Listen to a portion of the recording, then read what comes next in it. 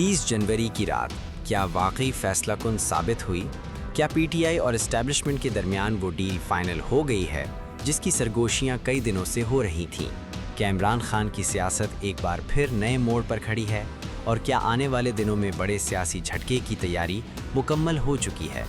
अस्सलाम वालेकुम नाजरीन। पाकिस्तानी सियासत में जब बात डील तक पहुंचती है तो वो कभी एक दिन में नहीं होती, बल्कि महीनों की खामोश मुलाकातों, पसे पर्दा पैगामात और गैर एलानिया यकीन दहानियों के बाद सामने आती है।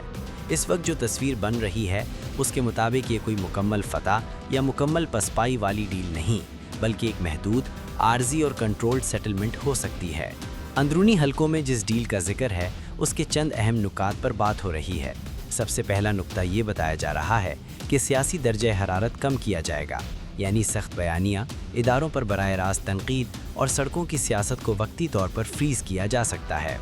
दूसरा नुक्ता ये है कि पीटीआई के कुछ बड़े कानूनी मामलात में गैर मामूली तेज़ी या सख्ती के बजाय स्लो प्रोसेस अपनाया जाए, यानी फौरी रिलीफ नहीं मगर दबाव में कमी। तीसरा अहम पॉइंट ये बताया